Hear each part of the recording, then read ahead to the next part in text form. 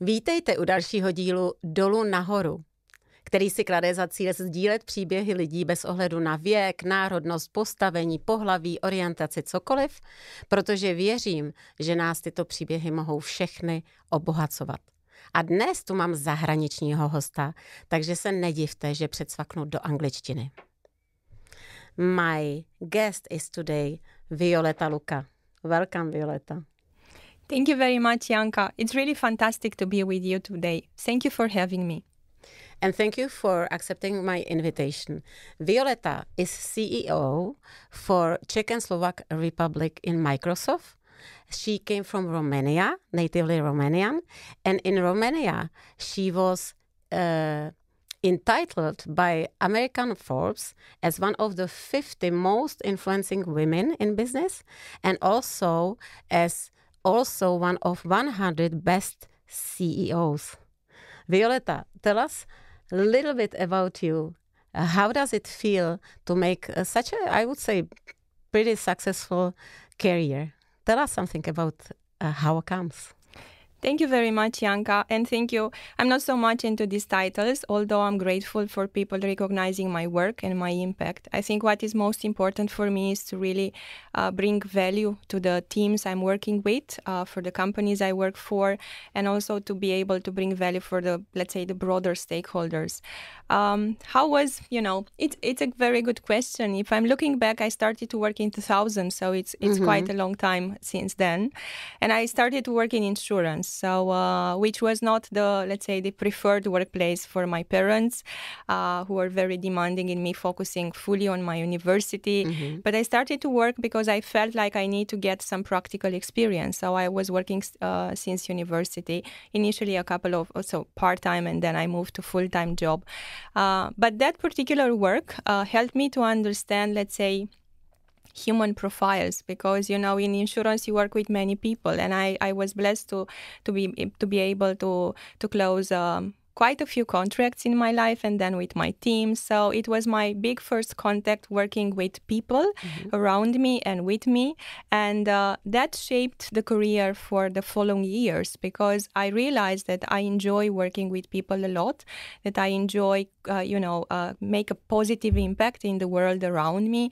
I enjoy design things, create things. So initially I went towards marketing, and it was just after I finished university, I took a marketing job in Whirlpool, and it was super inspiring because I was kind of applying the concepts I was learning from university directly in a competitive environment for a brand which was powerful in the country and of course in the world with very good products, but of course a brand which was not number one in the market, and we wanted actually to win more market share, and not always was easy. Mm-hmm. And I think the biggest learning back then is that whenever you don't really know something, it's important to recognize this and to bring the best people at your table, working with you, ask for help, recognize things you don't really master, and then improve yourself. So really the ability to ask questions, really the ability to put people together to work with you, it's really important, and continuous improvement. Just thinking that you know it all, I think it's the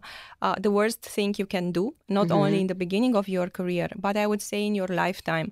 So this continuous learning and improvement was part of my process. So I think really this helped me to advance. In some cases faster than others, in others maybe in the regular rhythm. Back then, till I was 30, I was so much into this, how much I was going to do by 30. I was in this kind of big rush, if you want, to really achieve more, get more kind of recognitions, get more career advancement, be the first one who is doing this and that. And I was so much impressed by this, being on the cover on a magazine, by 30, she did this or that. I think it's normal while you are young to sometimes to get this, but I can tell you that is not the most important thing. I think I remember that one of my bosses in Whirlpool, he was around 60 and he was leading the supply chain worldwide. And he told me, why are you in such a rush? Because you have all your life in front of you to achieve things, enjoy it, really go deeper, and in the same time, find time to live. So back then I was not really, resonating with this, but it was such a big truth in his words, because it's very important to be successful, to learn, to make a difference, to lead teams or to lead projects or to build projects or companies. But it's equally important, if not more important, to really have a successful and an accomplished life on all kind of dimensions of your life, personally, spiritually, to have time to do sports, to have time to really, enjoy life in the end, because I think this is important. And back to my career, I think what I wanted, some steps came more naturally, as I said. I think I was among the ones blessed not to really look after a job, honestly. So I was, all my life, I had different opportunities coming down to my pathway. And of course, I did my judgment, my decision-making process. I put things in perspective, and then I made a decision. But I was in this position of, being offered different opportunities. And I think this is a big privilege, but it's a big responsibility as well, because you need to make, the right thinking process, and you need to be able to imagine not only the next step, but the step after. And you need to understand, if that new role is bringing you the right level of balance between stretch assignment and also leveraging and capitalizing on your skills and abilities. So, and after I did, marketing and sales and operations for a couple of years in Whirlpool, I remember that I was the first sales manager in the company, because as a woman, because usually it was a bit of a man's world. And I recall my interview, if I can, give you an anecdote, because I was young. I was 26 when I went for the interview, and I was a woman in the same time. My boss supported me to go for this process, but he needed more approvals, and he needed more supporters. And I went to give interview with the president of Europe back then, and I recall that I was coming from Romania to Italy. I woke up very early at 4 o'clock because I didn't want to spend too much money from the company, and I didn't want to go one night in advance. So I said I will wake up very early, go there, have my 4 interviews, and come back in the very same day. And I was a bit tired, to be honest, and I didn't have my glasses. And when this guy entered in the room, I didn't recognize him because I have myopia, and if you don't have glasses, you don't really see well. And it was funny that he was coming, and he was kind of, having a certain deference, and I was very natural because I didn't know that. I kind of,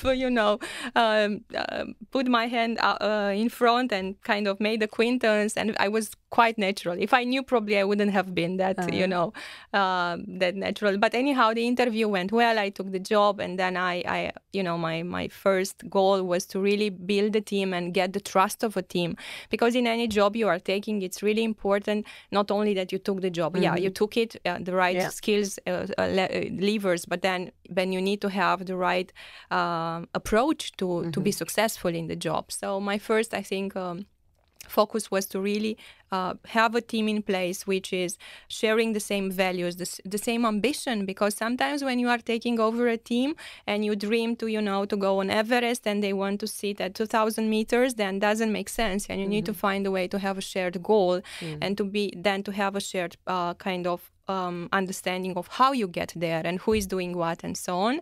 And it was a super great experience, I recall. And then I took over operations and supply chain, end-to-end approach. It was an experiment of Whirlpool which I was part of, and it was super helpful for me to be exposed to this world. And when I was 30, I recall that I went to a career coach conversation with one expert in the market, and I said, okay, I want to have a conversation about what I like, what I dislike, where I get energy from, what is really draining me. And then, in this kind of conversation, to be my sounding board, to be able to understand what I want best for the future. And in that after that conversation, actually, I realized that I would like to work for a retail company, because I worked almost 10 years in B2B. And I wanted to have B2C experience. So I went to retail. I took a step which was quite risky, I recall. It paid off. I became the GM in less than 1 year in that company. 1,000 people. bigger scope, bigger, if you want, stake on the table, different complexity.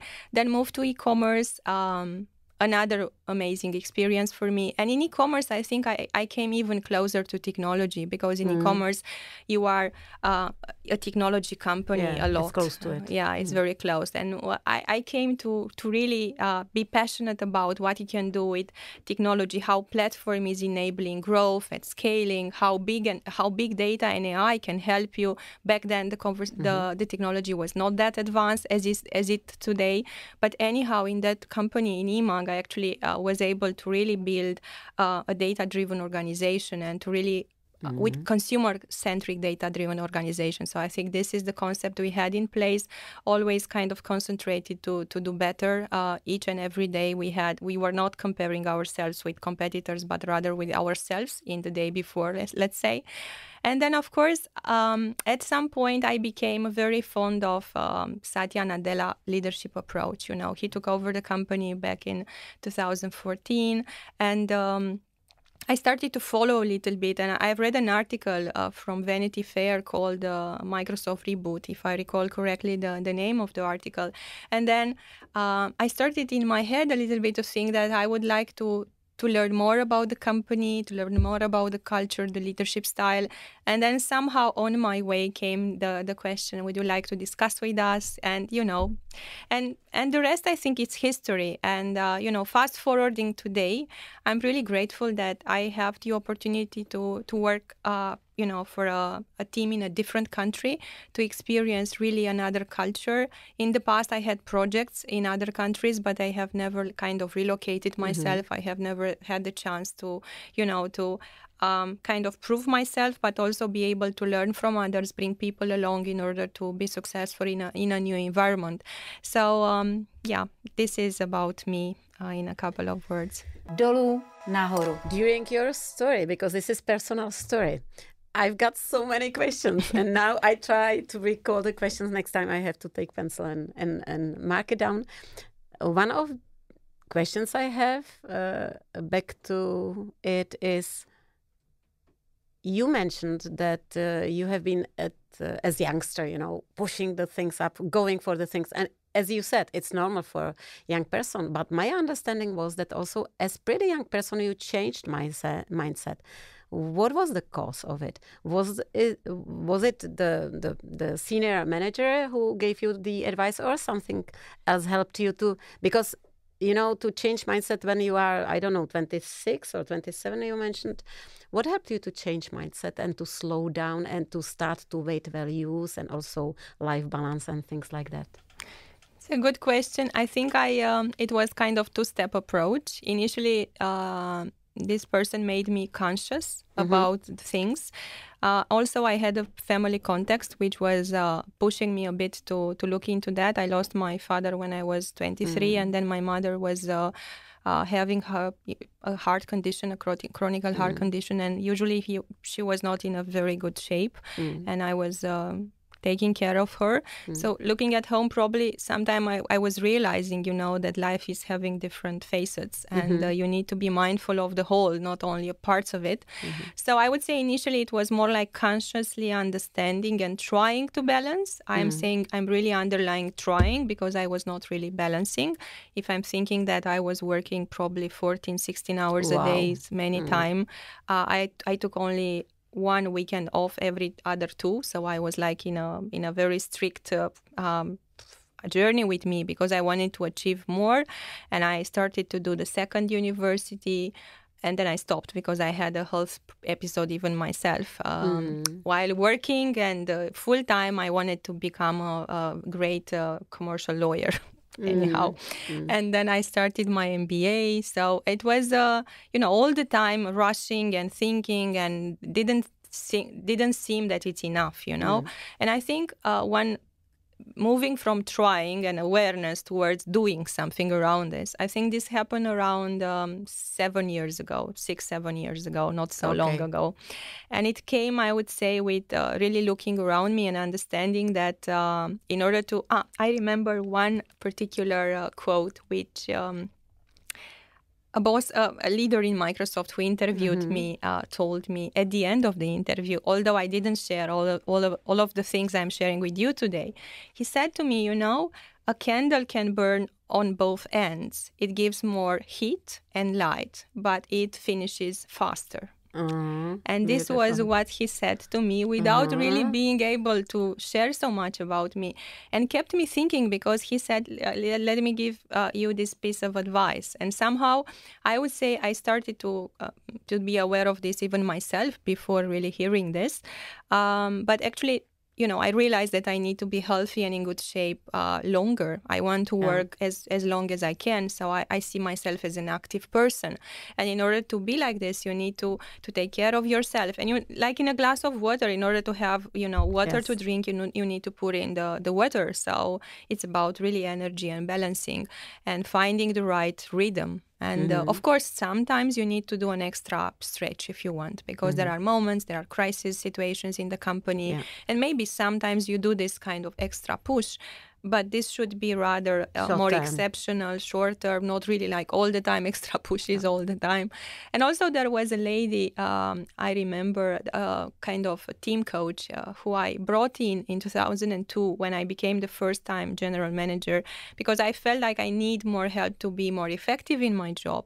And I recall that I was telling her, look, I want my team to go faster, to do, better and with more efficiencies and so on. And at some point she asked me, are you asking us to have a kind of endless marathon of sprints? Because this is how I feel like you are describing what you want to achieve.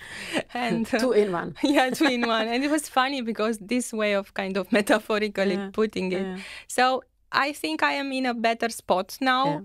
In the same time, I believe, life and context around us is changing. And that is why I think I still have a lot to learn and to adapt myself to the environment. Nice. Back to it, it's also a little bit about self-value, definitely. Because we all, I think, are challenging to find right balance and right self-value. And linked with self-value is also maybe how could you manage also in this man world. So is it like that? Is it about self-value, and what helped you actually to manage in this man's world? Because you mentioned I came there and you, of course, did pass the interview well, but what happened, or how it was actually as woman in men's world doing pretty challenging job? Yeah, it's a good question. And indeed, in a moment in my life, I was the only woman in the room, or depending, the room was 170 people or 10 people. It doesn't matter. Always I think, one. Always one, or very few, I recall. I think what the first thing in my view, for me at least, is I don't think in genders, and I am not a feminist per se. I am a believer in equality, in fair chances for everyone. I am a believer in, giving the people the opportunity to exercise their strengths, their skills, their wants, their, ability to become a different self, if you want. So I am a believer in this kind of offering opportunities for everyone and not bringing biases in place. If someone is a woman or a man, shouldn't be the bias to unless, okay, we need to, lift 70 kilos of whatever every 5 minutes, and then probably the strength is coming into place. But if we are talking about jobs that require skills, which can be, exercised both by men and women, I believe we shouldn't make a difference. And I also don't like when we see, a positive bias, because then it's kind of helping women because we don't have diversity and so on. So I like this kind of more to have an equilibrium in the approach. And when I was myself young and maybe found myself in this man's world, I like to think, okay, I am a kind of a professional. I'm not a man or a woman. I'm a professional. Of course, I wouldn't dress manly just to look like a man, because it's important to be feminine, and it's important to know who you are and who you are not. So I really preferred to really be conscious about this, and in the same time understand what professional skills, abilities, and traits are required for the job.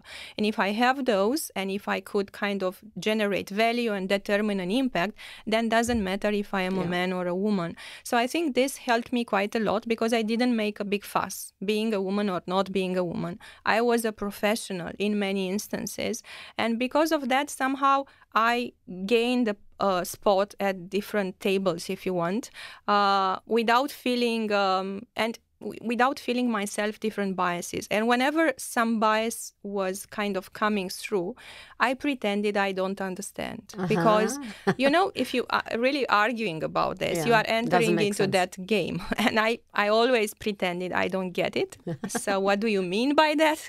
And somehow, the person was backing off, and you don't really build on that. So coming to women and, let's say, men's, I'm all for diversity, because this is bringing the best in the workplace. Just having different views, different experiences, different approaches will help the company to strive. Having only women is not good, having only men either. So you need to have a certain balance, and I am kind of all for it. Super. You actually talking like from the bottom of my heart. I used to be HR director in a pretty big company and board member also in male company around me. And I had totally same opinion that we just have to be open-minded. We have to learn as well, and not only hard skills, but also soft skills. And if you are ready for the job, go for the job. And I never felt like being somehow in disadvantage. I actually accept it even as advantage, on vice versa, as advantage. And so I have totally same opinion about this. DOLU, nahoru. You also talked, before we move forward, because I have some topics as well, but back what you have said, something about learning. Education, because some people could say, oh, she is lucky, she has such a beautiful job, or she, whatever is linked with the job and with the position, high position. So, and I for sure know it's not about being lucky. So can you tell us if you should even recommend what helped you to grow up and to manage? Because I understand when you have speaking when you told your story that you have been conscious about what is the demand and what you offer. Yeah, I'm quite self-conscious, and I'm trying to educate this, which I believe it's helpful. Sometimes can have some downsides, but overall it's helpful to be self-conscious about things. So about luck, the saying, the famous skier who said, the luckier I get, the more I train, So I believe I am a lucky person in the end. In the same time, I like to really understand what I want and then what's needed to get there in terms of skills, in terms of learning, in terms of allyships you need to bring and to build around you. You need to have patience as well. You need to, if you want to get to recover from setbacks, because not all the time everything is like pink or green. Some moments you have challenges, some moments you have gaps in between what you want and what you get or what you deliver. So you need all the time to be able to recover. And I think resilience and the ability and the grip, to pursue your goals personally and with your own company is very important. So I think the three ingredients which really helped me, it was of course the drive and the ambition, but beyond that, the willingness to really learn and to walk the way, because it's not really like having the willingness and that's it, but really go through effort and put action. Effort and resources and investments, and then the resilience to go through all of the journey. And I think this is really important, because this is giving you longevity as a leader, and this is giving you relevance as well. Yeah, I'm very glad you said it, because sometimes people who are not in such a position, they think they are not lucky. But as you said, if you know what you want and you work for it, you sooner or later move a little bit. I'm not saying you get it, but you get closer to it at least. Let's now change the topic a little bit to your current position. Yes. You are actually not IT person. You don't have IT background, though you are in pretty high position in IT company in Microsoft. How do you perceive this? It's a great question. Of course, in the beginning, I was feeling in my kind of first tenure in 2015 when I joined for the first time the company, I was feeling some gaps, and I took a technical mentor to help me to understand, how I call the basics. So I like whenever I learn something to have a bit of foundation. It was internal person or external? It was external. It was external. I did this because really I wanted to have a bit of to level the ground, how I call it, in order to be able to understand the basics for the cloud technologies, for data. So I kind of helped a bit myself in the beginning. But then I tried to understand what is my role, because the role is not always to learn everything, but the role is to understand what the customer wants, to listen well, to understand what you have in your value proposition, who is best suited to really come along and really help, realize customer potential in the same time and also help the customer needs. So I think my role is really to have a strong listening skills, ability to connect the dots, to understand the business outcomes, to understand what's needed, to understand where they are in the journey, and then how can Microsoft can support them, can enable them, can empower them.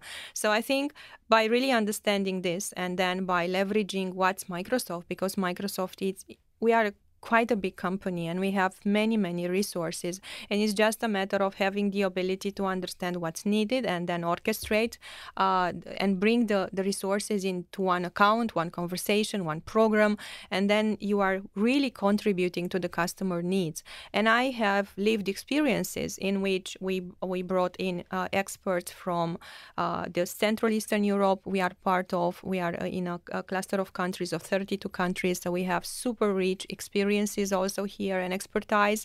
But beyond that, we can go to EMEA level, so Europe, Middle East and Africa, or we can go to the global teams or to Asia teams, depending on what's needed. I recall that when COVID started, I had one grocery retailer who wanted to bring some experts from Asia markets to really discuss how they approach COVID, because they were a couple of weeks or months ahead of us. So they wanted to understand how they manage this kind of first line responders type of work, the business continuity, how they brought in different data points, how they ensure more healthy, more e-commerce experiences. So it's really about really listening and connecting the dots, and it's about learning as well. So studying, and I take different subjects, if you want, programmatically. I have in some months, I have hybrid, for example, environments, and I want to understand what does it mean to have cloud environments and on-premise environments for more sensitive industries, or different type of scenarios in which you need this type of approach. Sometimes I learn about, I invested quite a lot to learn about hybrid work. What does it mean? Because it's not only about the tools. I'm having a development plan, if you want, like any in our company. And I think this is great. And in that development plan, it's not about what career step you want to take, but it's about, okay, what skills you need to develop and what knowledge you need to, further scale. So you express again, learning, education, really putting effort to understand, and not only hard skills, but also soft skills, because I really believe that leadership is mainly about soft skills, about how you sell ideas, how you communicate, how you listen, because you can't understand all the stuff, but you have to understand to people who manage the stuff. So you actually define a little bit leadership role in your speech. DOLU, NAHORU. I would like to now a little bit develop topic of hybrid work, because this switch to online could be shock for some people, could be shock for some companies, but definitely we have here what is called new normal, that most probably we will not go backwards, when all people worked only at the spot of work, but where it is possible, of course, I'm not talking, for example, about production or some processes where it is not possible. I think we go for a new normal. How do you think that switch to online, what will be the impact for the working conditions, for changing the paradigm, actually? We really go through paradigm shift as far as work concept. So what is your opinion about this? Thank you, Janka. It's a great point. I will start with one underlining concept from, let's say, post-pandemic or pandemic world, because there are countries which are still facing, COVID cases, quite significant numbers. So I wouldn't maybe call post-pandemic. So in this new reality, how you call it, that one thing which helped everyone to be more resilient is the flexibility. Yeah. So what I mean by flexibility is not about, working only remotely or only at the office or in the work point. It's really about understanding, leaders to understand that we are living in a moment in which people are really willing to have flexibility. And Microsoft developed quite a huge study across the world, including Czech Republic, called Work Trend Index, in which we have discovered, ourselves as well, that we have the hybrid paradox. What does it mean? We have roughly worldwide 70% of the people want to have the flexibility to work remotely, while roughly the same percentage point, people want to stay more connected and meet more the people in their teams, which is, it's quite opposite. In Czech Republic, if I'm looking at numbers, we have the percentages 64%. So we are close to the worldwide average in terms of this kind of hybrid paradox. And I think this is happening because on the one hand, people feel the need for connectivity. We are social beings. Yeah. We want to interact. We want to touch. We want to see more than what we can see on the camera. So I believe that this is quite obvious why it's happening. But I think even more intriguing is for leaders and companies how we're going to tackle this, because we became conscious that we have this hybrid work paradox, and then what's next? I think what's really important is to make sure on the one hand that we have the right tools, the right software, the right digital technologies in place, because without them we can't enable it. But then we need to have the right culture in place, and what are the new norms which are triggering this culture, because then we need to design new processes, new rules of engagement, because right now it's really about understanding at the group level when people they want to work together in the office and how they want to work, and if some of them can't be in the room, how we bring them in.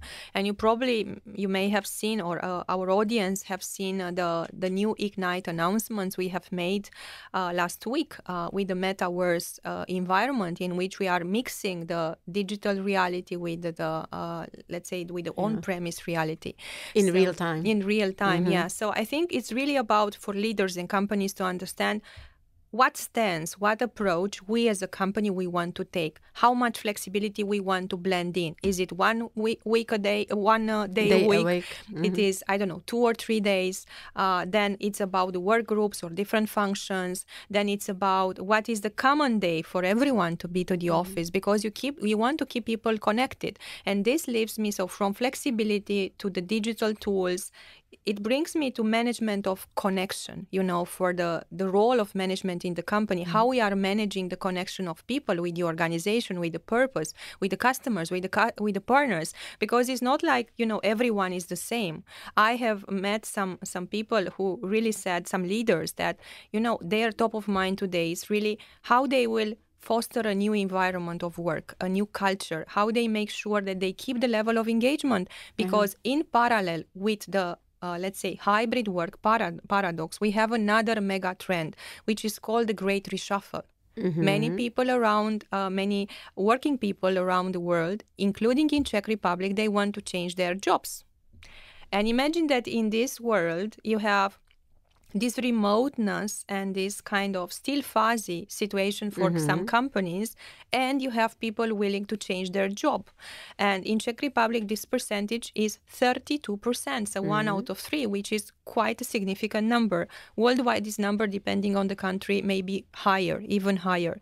So how we manage this, because it's really it's not about when you work, where you work, and how you work. It's about why you work for that particular company or for one boss and for one team. And I think this is really important to be able to connect the people to purpose. And it's about caring of them. What does it mean? It's not about cushioning and putting a couch. It's really about understanding what is their environment, what is the needs, what are the strengths, what are the gaps in their kind of skills, education, where they want to go, what they miss, what they need, what they are good at, and so on. And in order to be able to put the right people in the right place and then to build a journey for them. So I think this ability of leaders to bring in this perspective of management of connection, of care, of empathy, of, bringing new leadership capabilities in place as well will help us to really be more productive in the new world.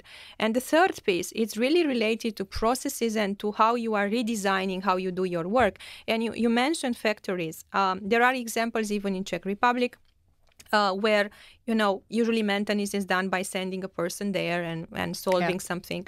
But right now with augmented reality, we can really maybe repair a pipe or support with this remote connection. You don't really necessarily need to be there. So we can reimagine also how we are doing our work in the factories, in the shops, in the logistics centers. There is a lot of automation happening everywhere around us. And I think this is a good thing, because if we are thinking at Czech Republic, on the one hand, we have a big dependency on manufacturing. On the other hand, we have shortage on different types of jobs. And we would need to find ways to bring different productivity levels to redesign how we work. And automation and digital tools are the answer of enabling such a new model. So this is how I see it. I don't see it in black and white. In the same time, definitely all the leaders and I would say the managers would need really to think through. Because in the past, we have one big quadrant, if you want, the workplace, how you make it great. But now you have even pairs of 2+2 quadrants. What I mean by that, it's about remote in the office. It's about asynchronous communication and synchronous communication. And you need to be best at the 4 quadrants, how you do it in a best way, how you help the people to strengthen their communication skills, how you leverage the tools you are buying, because some companies are buying tools, but the adoption is not the highest level. But then the features in the tools are not even known by employees. So you need to make sure that you do skilling and reskilling. And this brings me to this, ongoing and continuous improvement. And we believe that it's really important to have a super strong repository of trainings and then to leverage the content you have online, either is free, either is paid.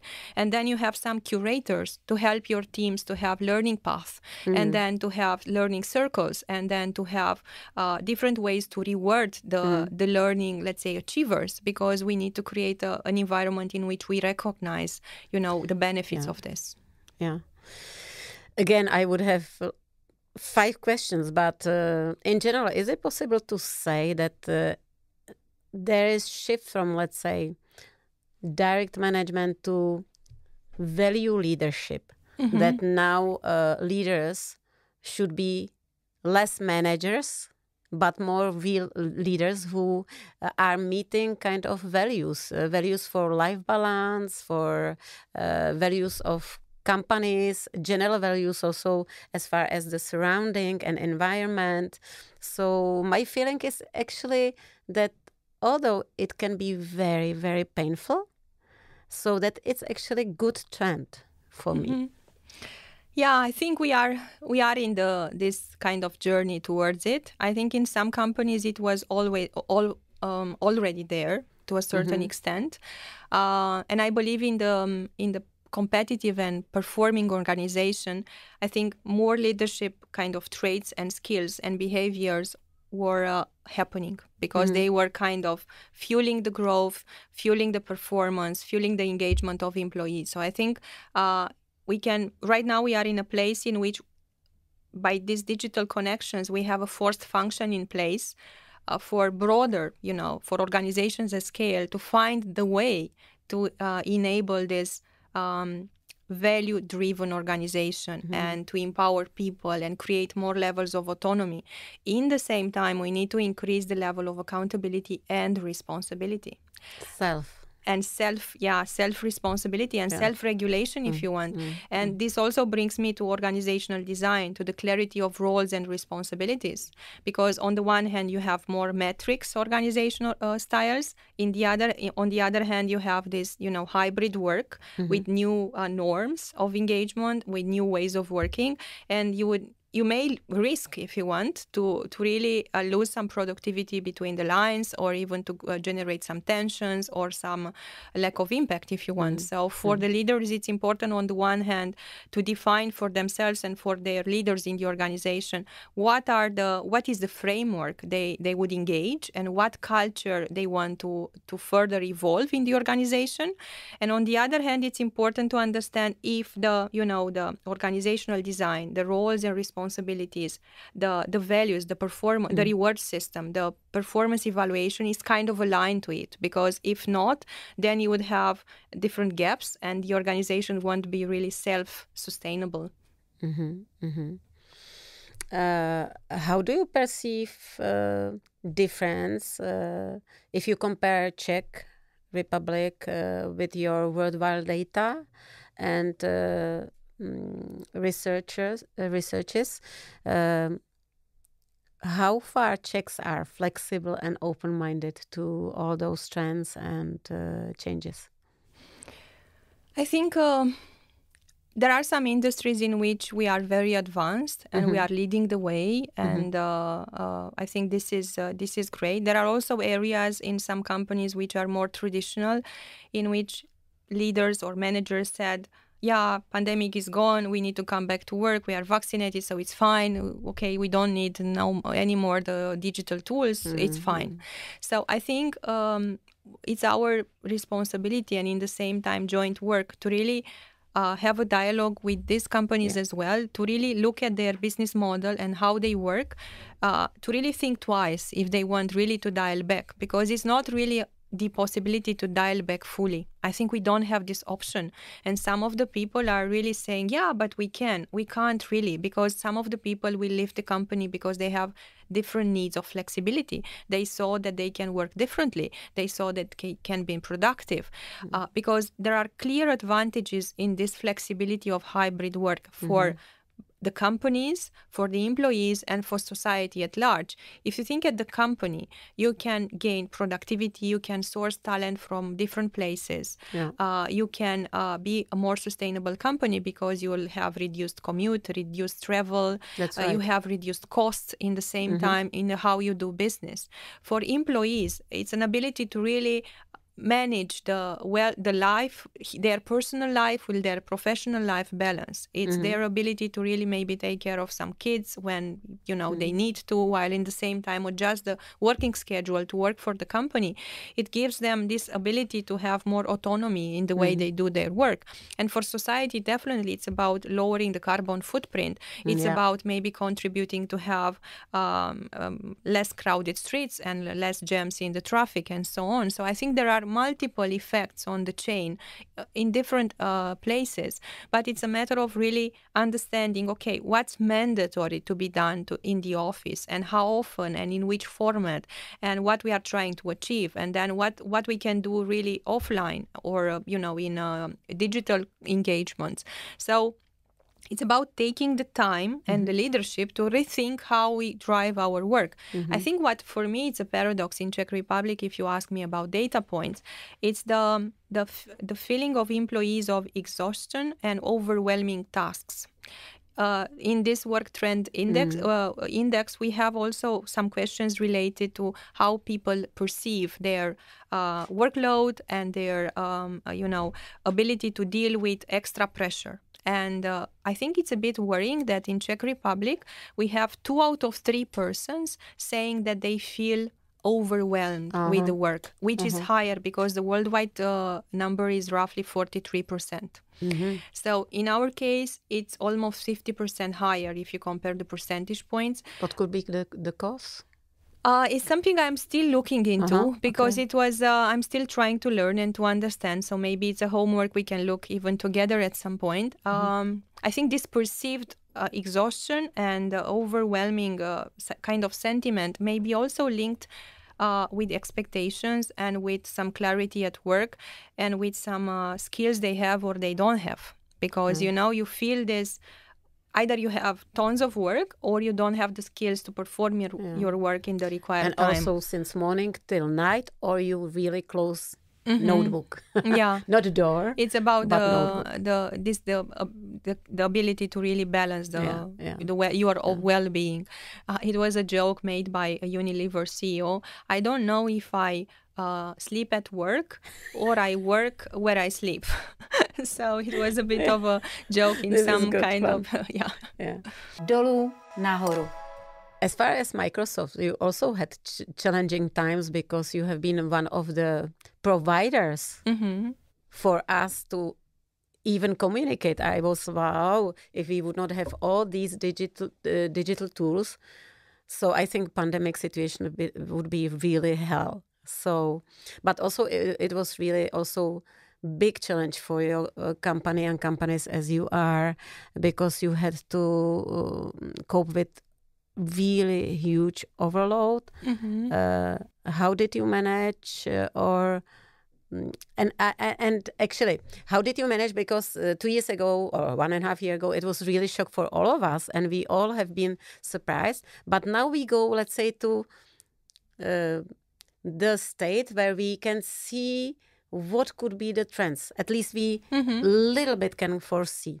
So can you tell me something about this topic? Yeah, so I was rather close to the beneficiary of this kind of big development in Teams and the communication tools and in security tools. We did not touch so much security. Maybe I will add a phrase in 1 minute, which is very important, linked to the digital world. Yeah. But coming back to this, I think our teams, I'm grateful that the teams in Redmond and in engineering teams, even the ones sitting in Prague here, they made a great work to really enhance the tools and increase the capacity we could take, because our teams users increased exponentially, and at some point we were 100 times higher than this is crazy. And you know, this hyper growth and this in such a short time was really probably a challenge for the company. But the way they manage it, the way we manage it as a company, to really allocate resources, to have the foresight, to have the vision, to take rapid decisions, to implement them flawlessly, I think this is really showing the great capability this company has. And also is the vision as well, because Teams, you know, didn't appear in pandemic. It was here with us. Microsoft was kind of driving hybrid work since 2013, if I recall correctly. We started with 1 day of work from anywhere, I recall. And then, of course, it became more prevalent, and it became more clear how we are driving this. Of course, in pandemic, we moved completely remotely in the beginning. But the fact that as a company we understood that the place of work, the ways of working are changing, and this hybrid was emerging, we were driving it out. This transformation we were driving ourselves inside the company. This helped us to fine-tune the tools and to understand what type of technology advancements and innovation we should drive in order to enhance it and to enable the people to really drive hybrid work. So I think I'm grateful to all the engineering and all the people who made this possible. On the other hand, the commercial teams and the marketing teams really played, and our partners ecosystem as well played a critical role, because imagine that from one day to another, hundreds of organizations were kind of calling, I want to deploy this remotely, I want to do that, I didn't buy this add-on, whatever. So they were kind of in a frenzy to really drive these adjustments to be able to have business continuity.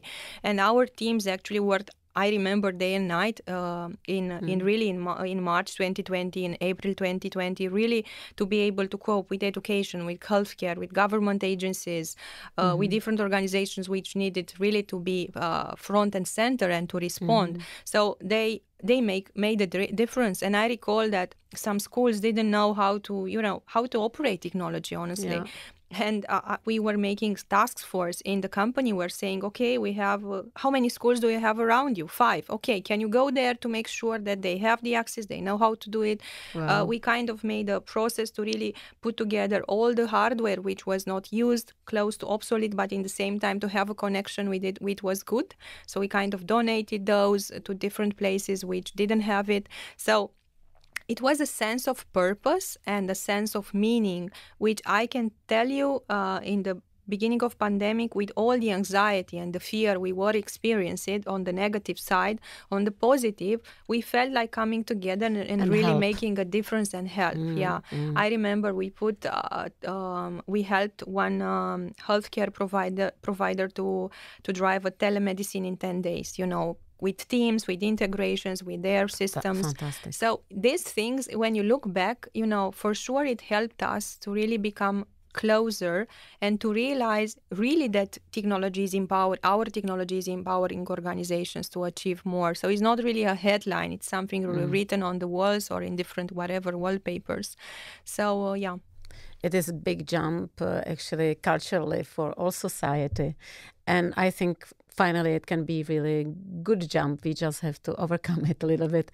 Back to you personally. What challenges now you feel you have in front of you in new position in Czech and Slovak Republic? Yeah, it's a good question. I think on the business side, I still have some companies, organizations I need to know better or I need to contribute to, because it's not a given, this status. It's really about making sure that I can bring value, I can contribute, I can, together with my team, because I'm blessed to have a great team around me and with me.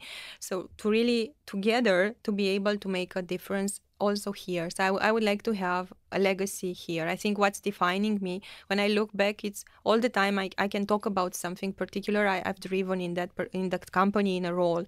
I want to be able also here to contribute either to a big healthcare projects which could help, Czech society and Slovak societies to be better in the long run, to further contribute to education, because we need to have to be prepared as a society for the new normal, as you said. We have a couple of CSR projects around, probably you have read, we are working with Asahi, one of our great customers, to really support farmers to drive more sustainable hops cultures. Super. And we enable them to, and us together to still have a very good beer here. So these kind of projects to really understand, what kind of transformation we can contribute, which is really shaping how an organization is performing, how is, decreasing the cost, or is driving automation, or is driving engagement or customer satisfaction, or is scaling on a new market. We are working here with many startups and ISVs, independent software vendors, and I'm super excited about really strengthening this cooperation as well. So I think in a nutshell, it's about learning about customers and partners and learning how to support them better with the team. So I think this is not a challenge, is rather an opportunity for me to double down, because it's like a never-ending journey. You are not done with this. And I think this would be one. And the other one, more personally, would be, I settled in Czech Republic, in Prague. And you are finally moved. Yeah, I moved. Because I should also admit that you managed your team only online.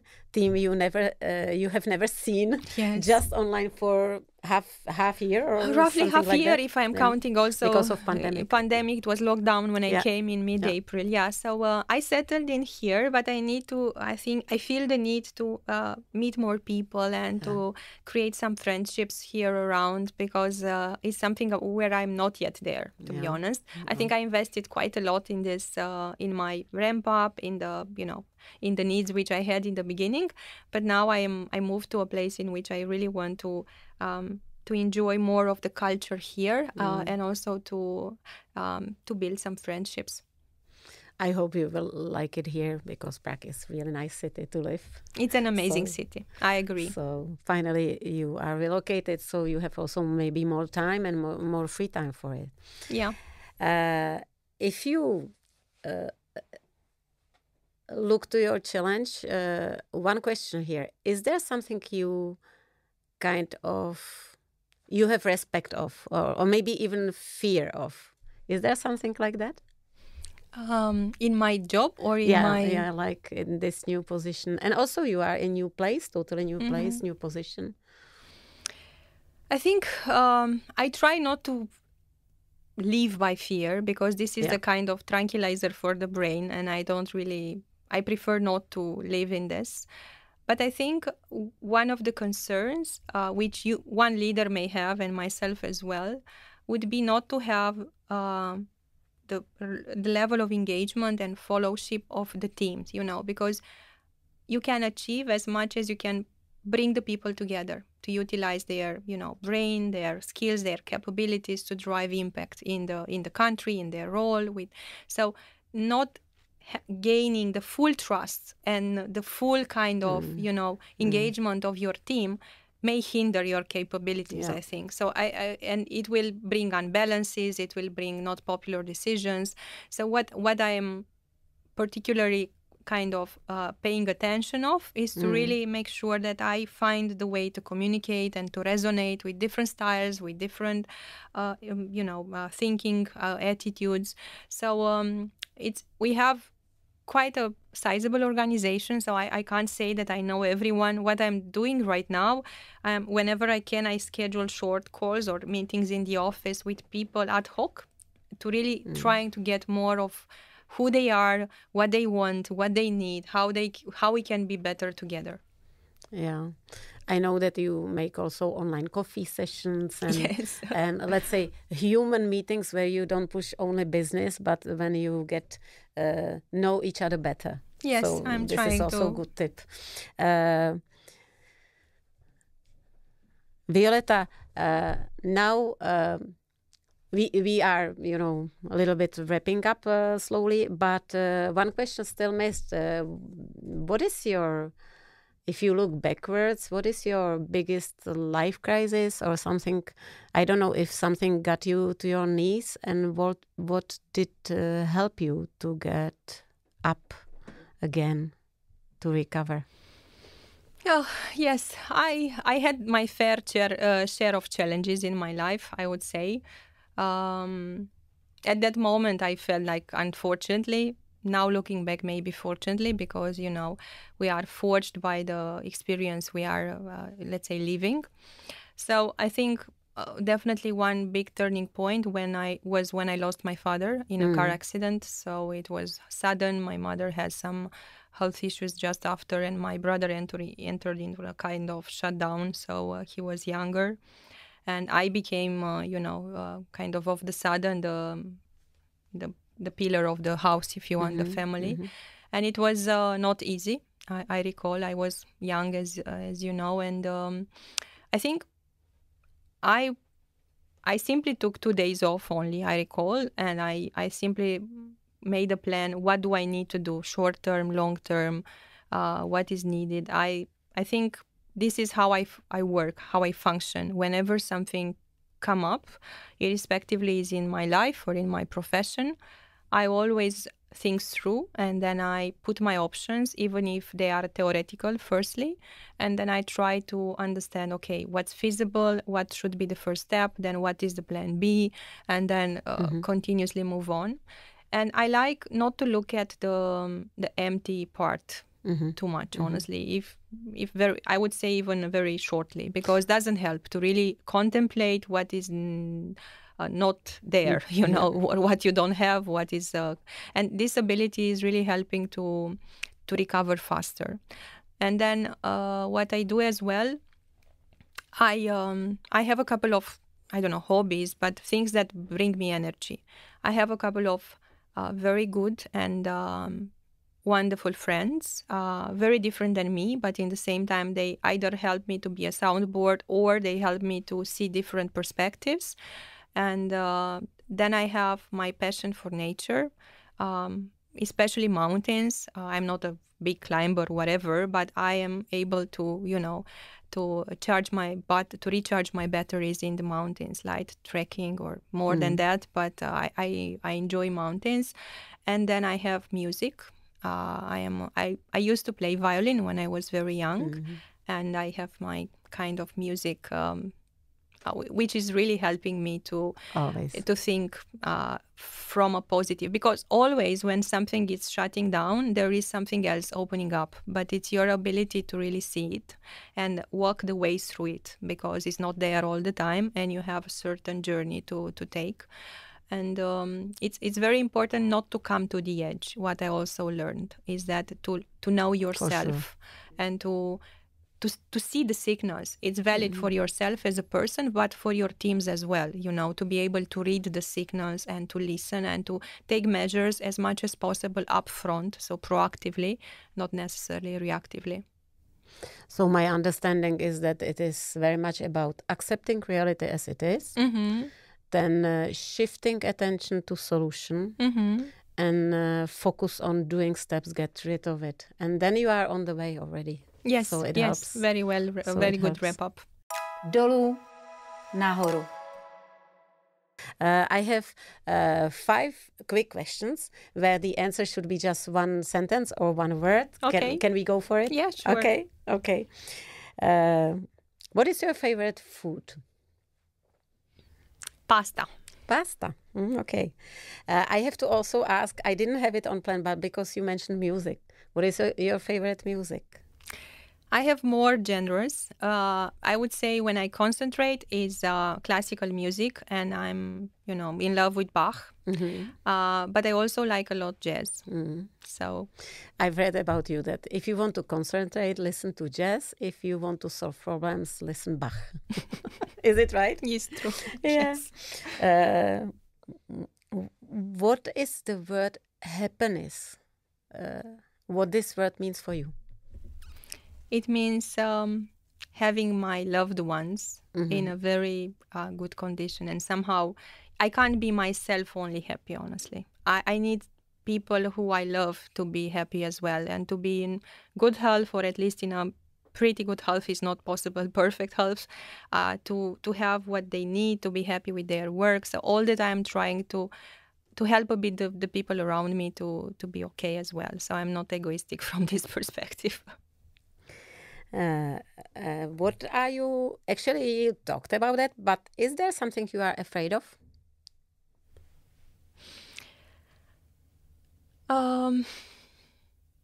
Anecdotally, I'm afraid of water because I was about to get drowned when I was very young. So I'm still having this fear, which is, and beyond that, I think, although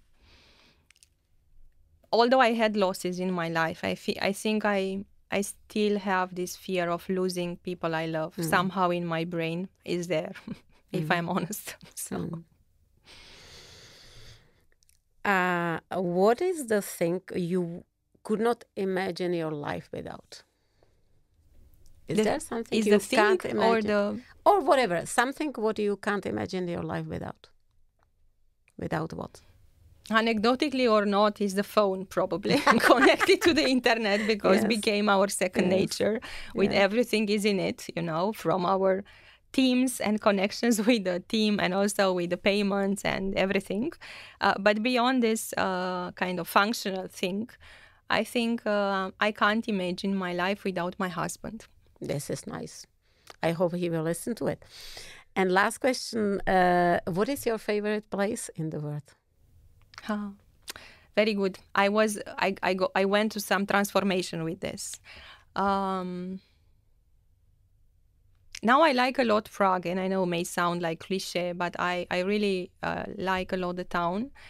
But if I'm thinking to nature, it's Dolomites. And in Italy? In Italy, yeah. I've been around Bressanone. There are some places around which I kind of came very fond of. And then if I'm thinking to towns, I like a lot Zurich. And I see myself somehow moving there at some point. Interesting. Well, we are almost at the end, and there's my usual typical questions. What are your plans, short term, long term? Short term here in the job is really to, we have with the team some great plans around making a difference in the country and also working with our customers and partners. So really pursuing them, making sure that we walk the talk. And when we have, different challenges, we address them, we adjust the plans and we move forward. So I think this is really short term and building the long term as well by doing so. And long term, I think I would really love to be able to connect with bigger initiatives in the country and to contribute to them from my position and with Microsoft team. Beautiful.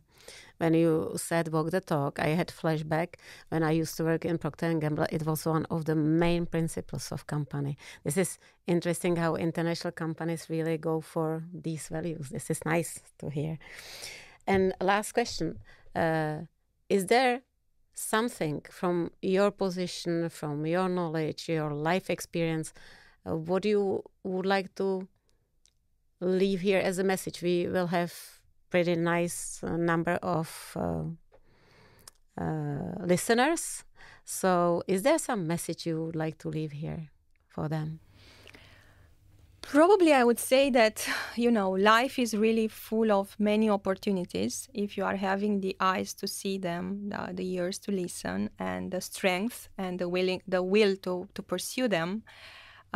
In the same time, really, it's important to dream big and not to settle for less. This is beautiful.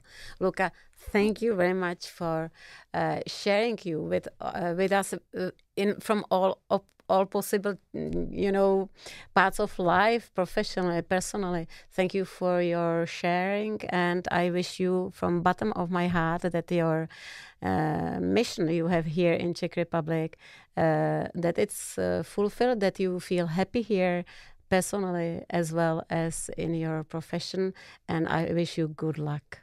Thank you very much, Janka. It was a pleasure to be speaking with you. Thank you for having me. Thank you. And all the best to you as well.